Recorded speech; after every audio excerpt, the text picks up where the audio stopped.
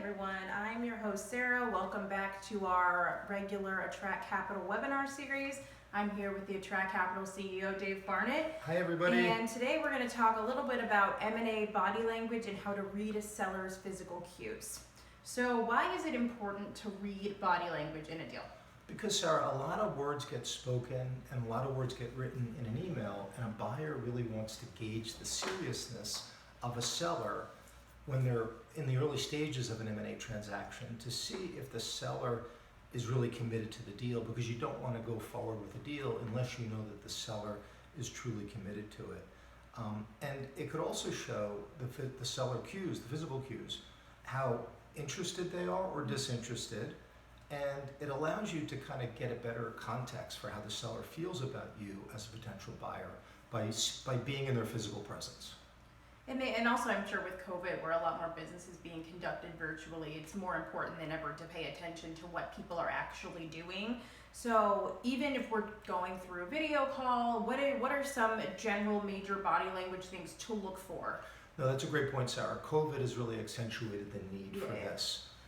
I would say a general physical level of attentiveness. So is the seller actively listening? And are they registering an understanding of what you are saying to them? That's very important. Usually you can see it on somebody's brow if they're paying attention. Are they patient and are they holistically listening to you? Or are they a bit impatient, looking at their watch and tapping their fingers? I find also, Sarah, and you can do this through Zoom, but it's a little bit harder to do, but it's much easier in person. Micro expressions that people might have. They might say something, but when they say it, they might flash something different on their face. So their micro expression might tell a different story. Like the things they can't really even control, like their initial reaction. Exactly, and a lot of times it's discordant. They'll say one thing, but they flash an expression, and so that should give a buyer should remember that. Sustained eye contact is another one. How they're sitting, their sitting stance, where they're sitting. If there's a big conference room table, and they're not sitting in proximity to you, but they're sitting in the middle of the conference room and you're sitting at the other end of the conference room, that's a problem. So, and I find in a meeting environment, those are some of the things that I always look for when my buyers are looking to buy a company. I also find that when you're doing a site visit and you're walking through a facility, how you walk, how the seller walks, and how they respect the pace at which you walk can also be a clue as to how deferential they are and how interested they are in you.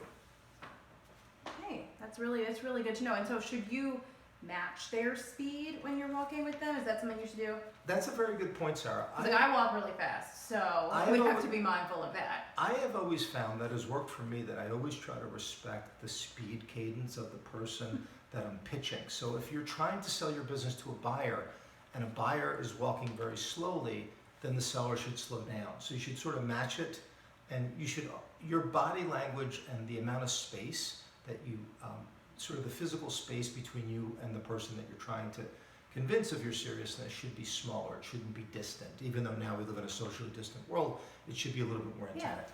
And so is it basically like the seller might be able to tell you they're enthusiastic about something, but really their body language is the thing that's going to tell them? Exactly. It's like you're looking for body language confirmation of the verbal interest level that you're hearing.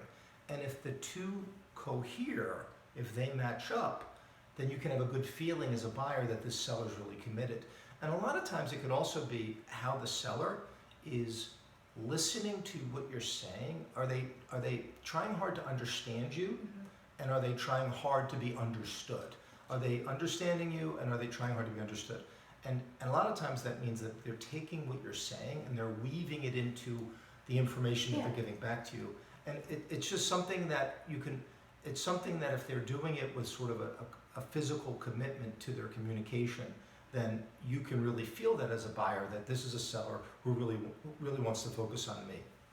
Awesome. So if there were like 3 must-dos, things you need to know about body language, what would they be? Well, the first is that Zoom is not a substitute. You have to be there physically. You need to be in the room for at least an hour, and it's best to have some unstructured social time, like to go out to lunch, to go out to breakfast, or to walk through the facility, that sort of thing. I think people are starting to do that more now. And as I said, it's got to be at least an hour together. It can't be quick.